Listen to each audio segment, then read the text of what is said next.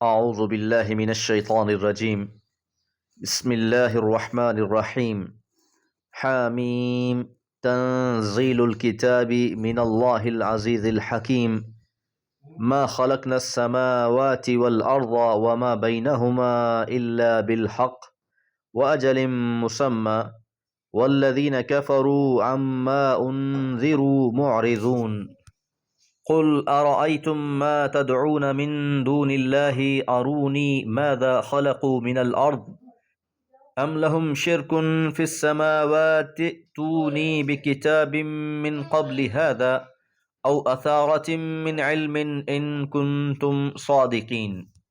سورة الاحقاف پہلی 4 آیات۔ ترتیب قرآن کے لحاظ سے یہ 46ویں سورہ ہے، 35 آیات، 4 رکوع پر مشتمل ہے۔ یہ اس گروپ کی مکی صورتوں میں سے آخری سورہ ہے۔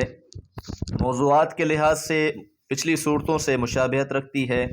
تسلسل کے ساتھ ایسی صورتیں گزر رہی ہیں کہ جن کے آغاز میں نزول قرآن کا تذکرہ ہے۔ سورہ فرقان سے سلسلہ شروع ہوا، تبارک الذی نزل الفرقان علی عبدہ، بابرکت ہے وہ ذات جس نے اپنے بندے پر فرقان اتار دیا۔ فرقان قرآن مجید کا صفاتی نام ہے۔ سورہ شعراء کے آغاز میں فرمایا طاسین میم تلک آیات الکتاب المبین، جہاں پر بھی قرآن مجید کو کتاب المبین کہہ کر اس کا تذکرہ کیا گیا۔ اس کے بعد سورہ نمل آئی، اس کا آغاز بھی اسی طرح طاسین تلک آیات القرآن و کتاب مبین، میں بھی کتاب مبین کہا گیا، نمل میں بھی کتاب مبین کہا گیا۔ اگلی سورت سورہ قصص ہے، اس کے آغاز میں بھی فرمایا طاسین میم تلک آیات الکتاب المبین۔ سورہ لقمان کے آغاز میں فرمایا الف لام میم تلک آیات الکتاب الحکیم، آغاز میں اس کتاب حکیم کا تذکرہ۔ سورہ سجدہ کے آغاز میں فرمایا الف لام میم تنزیل الکتاب لا ریب فیہ من رب العالمین۔ پھر قرآن مجید کتاب مجید کا تذکرہ۔ درمیان میں 2-3 صورتوں کا آغاز مختلف رہا، پھر یاسین میں دوبارہ ارشاد فرمایا یاسین والقرآن الحکیم۔ سورہ صاد کے آغاز میں فرمایا صاد والقرآن ذی الذکر، صفت کے بجائے قرآن کا اصلی نام ذکر کیا گیا۔ سورہ زمر کے آغاز میں فرمایا تنزیل الکتاب من اللہ العزیز الحکیم، اس کتاب کا اتارنا تو اللہ کی طرف سے ہے جو غالب بھی ہے اور حکمتوں والا بھی ہے۔ انا انزلنا الیک الکتاب بالحق، بلا شبہ ہم نے آپ پر اس کتاب کو حق کے ساتھ نازل کیا ہے۔ اس سے متصل سورہ مومن کے آغاز میں فرمایا حامیم تنزیل الکتاب من اللہ العزیز العلیم، تنزیل کتاب کا تذکرہ ہوا۔ سورہ حامیم سجدہ کا آغاز ہوتا ہے، فرمایا حامیم تنزیل من الرحمن الرحیم، نازل شدہ ہے رحمان الرحیم کی طرف سے۔ کتاب فصلت آیاتہ قرآنا عربیا لقوم یعلمون، یہ کتاب ہے جس کی آیتوں کی تفصیل بیان کر دی گئی، قرآن ہے عربی زبان میں ایسی قوم کے لیے جو علم رکھتے ہوں۔ اس سے متصل سورہ شورى فرمایا کذالک یوحی الیک والی الذین من قبلک اللہ العزیز الحکیم، وحی کی گئی ہے آپ کی طرف بھی اور آپ سے پہلے والوں کی طرف بھی۔ سورہ زخرف کے آغاز میں فرمایا حامیم والکتاب المبین، پھر سے کتاب کی صفت المبین کو بیان کیا گیا، واضح کر دینے والی۔ زخرف کے بعد سورہ دخان فرمایا حامیم والکتاب المبین، انا انزلناہ فی لیلۃ مبارکۃ انا کنا منذرین، کتاب مبین کا بھی تذکرہ فرمایا، اس لیلہ مبارکہ کا تذکرہ بھی فرما دیا جس میں اللہ تعالیٰ نے اس قرآن مجید کو نازل فرمایا۔ سورہ جاثیہ کا آغاز ہوتا ہے، فرمایا حامیم تنزیل الکتاب من اللہ العزیز الحکیم۔ پھر لفظ تنزیل، اس کی بارہا وضاحت کی گئی۔ تنزیل کا مطلب ہوتا ہے کسی چیز کو انتہائی اہتمام کے ساتھ اتارنا، اور جس قدر اہتمام قرآن مجید کے لیے کیا گیا ہے اس کے بہت سے شواہد قرآن میں ہی بیان کر دیے گئے۔ سورہ جاثیہ کے بعد سورہ احقاف اس سلسلے کی آخری سورہ ہے، اس کا آغاز بھی انہی کلمات کے ساتھ حامیم تنزیل الکتاب من اللہ العزیز الحکیم۔ تو حامیم حروف مقطعات ہیں، تنزیل الکتاب نہایت اہتمام کے ساتھ کتاب کا نازل ہونا ہے من اللہ اللہ کی طرف سے، العزیز جو غالب بھی ہے، الحکیم اور حکمت والا بھی ہے۔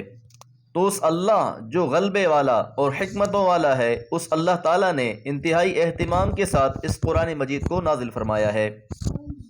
تو اتنی کثرت کے ساتھ اس بات کا تذکرہ اس کی اہمیت کو بیان کرتا ہے کہ یہ کس قدر عظیم کتاب ہے۔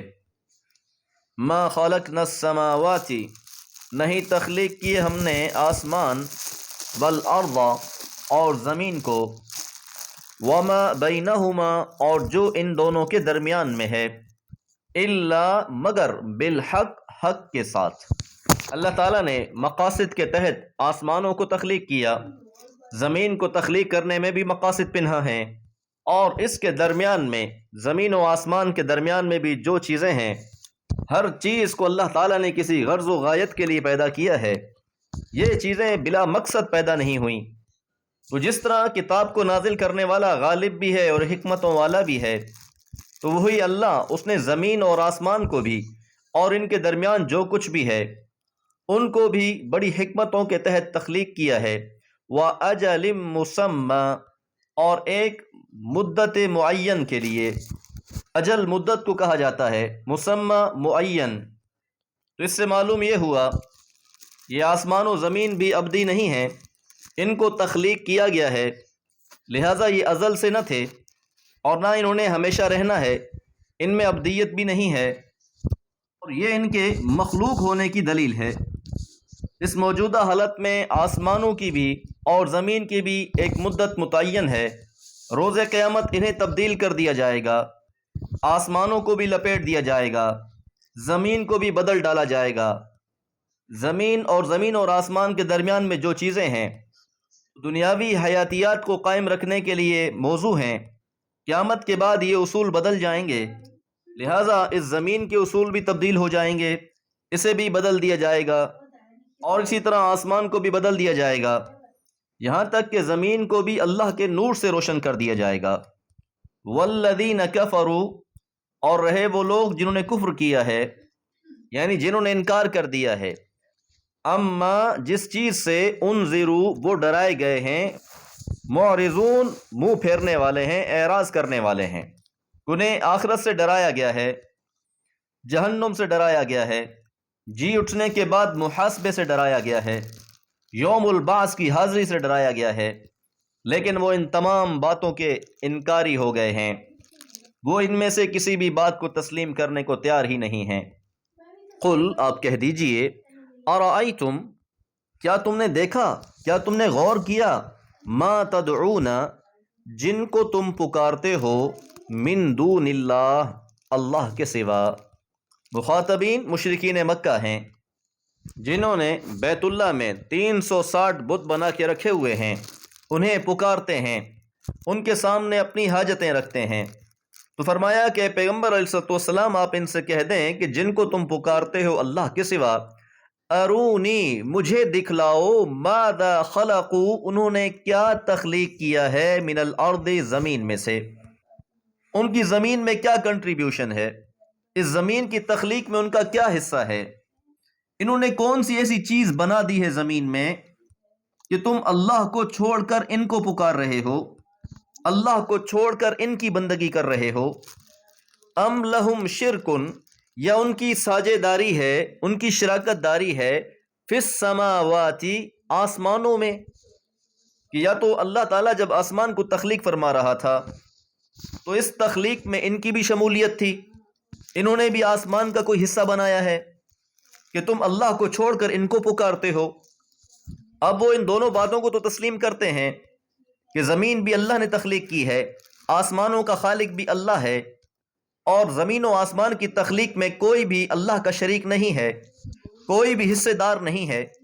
تو اب تیسری بات یہ ہو سکتی ہے کہ یہ جو اللہ کو چھوڑ کر اپنے آلہہ کو پکار رہے ہیں تو ان کے پاس کوئی اس کی دلیل ہو، تو فرمایا ائتونی تم لے آؤ میرے پاس، بے کتابن کوئی کتاب، من قبل ھذا اس سے پہلے کی، یعنی قرآن مجید کے نازل ہونے سے پہلے تم پر کوئی کتاب نازل ہوئی ہو جس میں یہ بات لکھی ہوئی ہو کہ تم اللہ کے سوا ان کو بھی پکار لینا۔